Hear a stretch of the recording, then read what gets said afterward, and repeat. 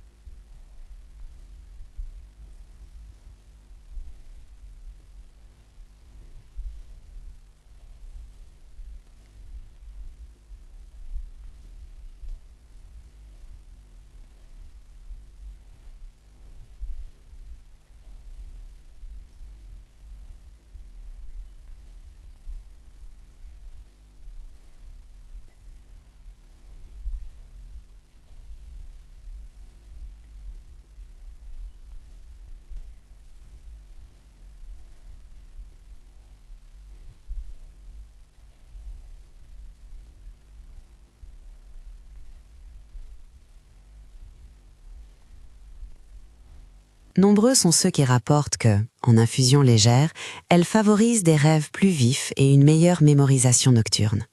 Usage conservateur, pour une infusion, utilisez environ 1 cuillère à café de feuilles séchées, 1 à 2 grammes. Pour une tasse d'eau à 90 degrés Celsius, laissez infuser 5 à 7 minutes.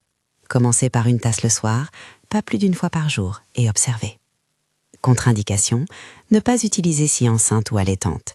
Évitez en cas d'insuffisance hépatique ou de prise de certains médicaments. L'armoise peut être amère, respectez la plante et sa force. Citronnelle, Capim limao. La citronnelle est douce et lumineuse. Elle a été utilisée dans de nombreuses traditions comme plante calmante, propice à la méditation et à la préparation au sommeil. Son parfum ouvre l'espace comme une fenêtre, aidant l'attention à se centrer. Usage simple. 1 poignée de feuilles ou 1 cuillère à café de feuilles séchées par tasse, infusion 5 à 10 minutes. Excellente en soirée pour calmer l'esprit avant une pratique de visualisation. La citronnelle est généralement bien tolérée, mais elle peut interagir avec certains médicaments hypotenseurs. Si vous avez un traitement, demandez conseil. Elle est une belle alliée pour une pratique de 9 minutes, seule ou en mélange léger. Menthe et romarin, paire de clarté. La menthe apporte fraîcheur et éveil, le romarin, mémoire et tonicité. Ensemble, ils travaillent la netteté de l'esprit. Beaucoup de praticiens rapportent une meilleure concentration et une sensation de tête dégagée après une infusion légère de ces deux plantes, idéale pour une pratique diurne ou une méditation active. Recette indicative. Une cuillère à café de menthe et une demi-cuillère à café de romarin pour une tasse. Infusion courte, 4 à 6 minutes. Boire plutôt le matin ou en début d'après-midi, car ces plantes peuvent légèrement tonifier. Contre-indication, prudence en cas d'hypertension non contrôlée ou de grossesse. Le romarin en grande quantité est déconseillé. Respectez les dosages modestes. Lavande, la porte du rêve. En usage rituel et pharmacopéa populaire, la lavande est la plante de l'apaisement. Elle adoucit l'entrée dans l'état hypnagogique, ce moment entre veille et sommeil où le voile se fait fin et où les images intérieures prennent relief. Pour une séance rapide, la lavande peut être utilisée en infusion très douce ou en inhalation. Quelques fleurs séchées dans l'eau chaude, infusion 5 minutes, ou 1 à 2 gouttes d'huile essentielle sur un tissu. Ne pas ingérer l'huile essentielle sans formation.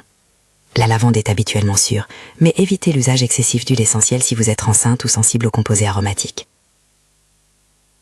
Damiana, expansion douce. La damiana a une histoire dans les traditions mésoaméricaines et a été associée à une douceur d'ouverture intérieure, parfois utilisée rituellement pour faciliter la rêverie et un sens élargi des sensations. Usage prudent. Infusion très légère, 1 cuillère à café par tasse, pas plus d'1 tasse, et pas en usage quotidien. Beaucoup de praticiens la limitent à 1-2 fois par semaine. Contre-indication, éviter pendant la grossesse et l'allaitement et être vigilant en cas de médicaments affectant le système nerveux. La damiana peut favoriser une sensation d'ouverture, mais elle doit être utilisée avec modération. Lotus bleu, l'énigme bleue. Le lotus bleu, Nymphéa caerulea, vénéré en Égypte ancienne, est lié à des états de détente et parfois à des rêves amplifiés. Historiquement, il était utilisé dans des rites nocturnes et pour atténuer la douleur. Sa disponibilité varie selon les pays et sa puissance est modérée. Beaucoup le consomment en infusion douce ou en macérat. Usage indicatif, une petite quantité de pétales séchés, infusion longue, 10 minutes pour extraire doucement les principes, commencez très faiblement et limitez à 1-2 fois par semaine. Contre-indication, évitez la combinaison avec médicaments sédatifs, grossesse ou en cas d'antécédents épileptiques. Le lotus bleu est une plante sacrée. Honorez son origine culturelle et informez-vous sur ses conditions d'approvisionnement légales. Ayahuasca, mention sacrée et encadrée. L'ayahuasca est une préparation chamane complexe et puissante, ancrée dans des traditions amazoniennes.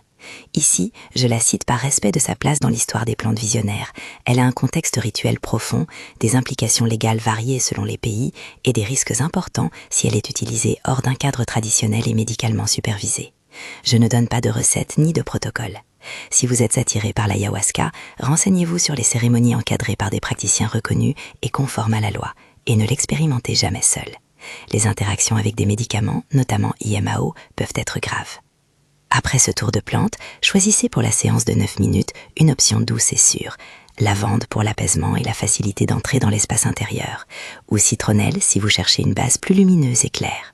Si la consommation n'est pas possible pour vous, il existe une alternative tout aussi valide, une méthode non ingestive avec inhalation d'une noix aromatique ou quelques gouttes d'huile essentielle, uniquement pour l'inhalation, ou une fumigation légère de feuilles séchées.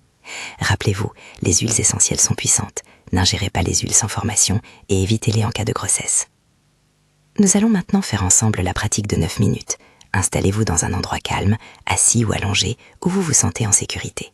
Si vous avez préparé une infusion, posez-la à portée de main et laissez-la refroidir légèrement. Si vous utilisez l'option inhalation, placez le mouchoir imprimé à quelques centimètres du visage. Mettez une lumière douce, peut-être une bougie ou une lampe chaude. Respirez et donnez-vous la permission d'être présent. Formulez une intention simple et vraie dans votre cœur.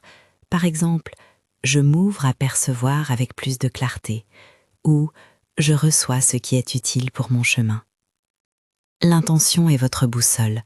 Prononcez-la à voix basse ou dans le silence, sans attente dogmatique. Remerciez la plante et les ancêtres de la tradition qui l'accompagnent. Prise ou inhalation. Si vous avez une infusion de lavande ou de citronnelle, Prenez une gorgée lente, laissez la chaleur descendre dans la gorge, sentez l'arôme. Si vous utilisez l'inhalation, approchez doucement le mouchoir et prenez 1 ou 2 respirations profondes par le nez, en laissant l'odeur s'installer. Si vous ne consommez rien, concentrez-vous sur la respiration et l'espace entre les sourcils. Dans tous les cas, buvez en conscience. Il s'agit d'accueillir, non de forcer une expérience. Commencez par respirer profondément, 4 fois, en gonflant le ventre à l'inspiration et en relâchant à l'expiration. Observez le rythme naturel de votre souffle et laissez-le revenir à son tempo. Sentez vos pieds en contact avec le sol, la chaise ou le tapis. Ancrez votre corps. Prenez conscience de l'axe entre la base du crâne et le sommet du crâne, comme une colonne de lumière douce. Imaginez maintenant, derrière le front, une petite source lumineuse, d'abord semblable à une étincelle. Cette lumière peut être de la couleur qui vous appelle, un bleu profond, un indigo velouté, une teinte d'or pâle, ou même un blanc laiteux. Elle est chaude sans brûler, claire sans éblouir. Sans forcer, laissez cette lumière pulser doucement, comme un cœur minuscule. Observez ses vibrations, sentez qu'elle respire avec vous. À chaque inspiration, imaginez que cette petite lumière s'illumine un peu plus. À chaque expiration, elle se stabilise, se purifie. Laissez venir des images sans les saisir. Peut-être une pétale qui s'ouvre, peut-être une porte qui s'entrouvre, peut-être une vague d'oxygène qui passe. Ne cherchez pas une vision spectaculaire. Accordez-vous la permission de seulement sentir et d'accueillir. Si votre esprit s'agite, ramenez doucement l'attention sur la lumière derrière le front et sur la respiration. Vous pouvez compter mentalement les respirations si cela aide. 1 à l'inspiration, 2 à l'expiration et revenir. Sentez le champ subtil autour de votre tête se dilater, comme si une petite fleur s'ouvrait en silence. Imaginez que chaque pétale de cette fleur correspond à une couche de perception, l'émotion, la mémoire, l'intuition. Elle s'ouvre sans hâte. Peut-être une sensation va naître, un picotement, une chaleur légère, un relâchement profond dans la région du front. Laissez cela être ce que c'est, n'étiquetez pas. Si des images ou des souvenirs surgissent, observez-les comme on regarde des nuages passer. Notez leur qualité. Sont-ils lumineux, flous, rapides, lents? Aucune interprétation n'est requise maintenant. Vous êtes simplement un témoin respectueux. Si vous avez pris une gorgée d'infusion, sentez comment l'arôme épouse ce mouvement intérieur. Si vous avez inhalé une huile, laissez la vibration olfactive agir comme une clé subtile, ouvrant une porte d'attention. Si vous n'avez rien pris, soyez attentif au pouvoir de l'intention et de la respiration. Ils sont déjà des outils puissants pour moduler l'état intérieur. Imaginez maintenant que la lumière grandit en conscience, non pour vous submerger, mais pour élargir le champ d'observation. Elle se transforme en une forme douce, peut-être un petit œil fait de lumière, sans jugement, juste regard. Ce regard ne demande rien, il accueille. Laissez s'installer la sensation que vous pouvez regarder votre propre paysage intérieur avec douceur. Si des émotions apparaissent, accueillez-les comme on accueille un visiteur, avec politesse et sans attachement. Les émotions sont des messagers, pas des verdicts. Vous pouvez imaginer que la lumière du troisième œil envoie un voile d'acceptation sur ce qui arrive, rendant plus facile l'écoute. Si la tête se remplit de pensées, soufflez-les sur l'expiration, comme des plumes emportées par le vent. Restez un long moment dans cette présence. Si vous le souhaitez, envoyez une salutation intérieure à la plante qui vous accompagne, une phrase simple comme « Merci pour ta présence » et sentez la réciprocité. La plante a donné son arôme, vous avez donné votre attention. Cet échange est rituel, il ancre la pratique dans la relation et l'éthique. Quand la lumière semble suffisamment stable et douce, imaginez qu'elle s'enracine vers le bas, vers le cœur et la base du crâne, créant un canal de circulation entre l'intuition et le corps. Vous n'avez pas besoin de voir avec des yeux physiques, vous laissez la connaissance venir sous forme de sensations, d'idées soudaines ou de calme. Parfois c'est une image, parfois c'est juste un espace plus vaste. Tout est valable. Commencez maintenant à préparer le retour. Remerciez mentalement la lumière pour le temps partagé. Remerciez la plante, les ancêtres, votre propre corps. Portez votre attention aux sensations simples, le contact des vêtements sur la peau, la température de l'air, le son lointain d'une porte ou d'un oiseau. Si vous avez une tasse à porter, prenez une seconde gorgée d'eau pour ancrer. L'eau aide à recoudre le corps au monde ordinaire. Avant de bouger, prenez 3 respirations profondes ensemble. Inspirez, sentez l'espace se dilater. Expirez, sentez l'ancrage se renforcer. Bougez lentement les doigts et les orteils, comme si vous reveniez d'un voyage respectueux. Si vous vous êtes reposé allongé, asseyez-vous lentement et restez quelques instants dans la verticalité, appréciant la stabilité retrouvée. Notez une chose, cette pratique n'a pas pour but de produire une expérience spectaculaire, mais de cultiver une disponibilité intérieure.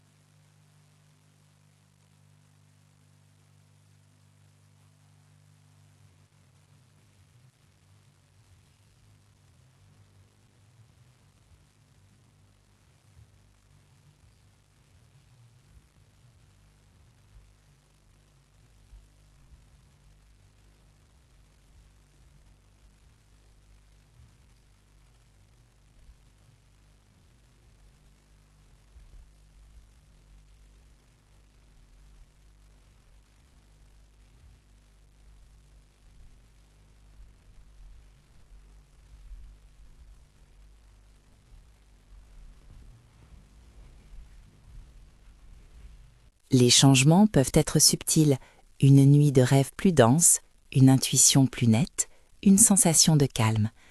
Tenez un carnet près de votre lit et consignez vos impressions dans les jours qui suivent. Émotions, rêves, pensées répétées. Le journal est un allié pour discerner des motifs dans votre pratique. Quelques conseils pratiques et de sécurité que je répète avec insistance. Ne mélangez pas ces plantes avec des médicaments sans avis médical. Ne consommez pas d'ayahuasca en dehors d'un cadre légal et rituel encadré. Si vous êtes enceinte ou si vous allaitez, abstenez-vous de consommer la plupart des plantes citées et privilégiez l'option d'inhalation douce, avec précaution. Si vous avez des antécédents psychiatriques sérieux, parlez-en à un professionnel avant de pratiquer. Ces recommandations sont là pour protéger votre corps et votre parcours spirituel. Sur la fréquence, pour la plupart des plantes présentées, une utilisation très modérée est recommandée, quelques fois par semaine pour certaines ou occasionnellement pour d'autres. La pratique rituelle gagne en profondeur avec la patience. Mieux vaut peu et bien fait que beaucoup et sans cadre. Respectez la plante comme un partenaire, pas comme un instrument. Enfin, un mot sur l'éthique et la provenance. Beaucoup de ces plantes sont sacrées pour des peuples spécifiques. Cherchez des sources responsables, favorisez les herboristes qui partagent l'information sur la provenance et respectent les communautés locales. Ne commercialisez pas les pratiques sacrées sans hommage et sans soutien au savoir d'où elles proviennent. Si vous souhaitez approfondir, j'ai rassemblé un guide numérique détaillé, le Code des herbes, qui contient des protocoles, des fiches de sécurité, des recettes plus complètes et des rituels encadrés pour différents niveaux. Le lien est dans le commentaire épinglé sous cette vidéo. Utilisez-le comme référence, pas comme substitution à un avis professionnel. Merci d'avoir partagé ces minutes dans l'écoute et le respect. Que votre ciel intérieur s'éclaire doucement, à votre rythme. Si cette séance vous a touché, notez aujourd'hui une sensation ou un rêve et revenez à cette pratique lorsque vous sentirez l'appel. Prenez soin de vous et des plantes. À bientôt pour une nouvelle pratique consciente.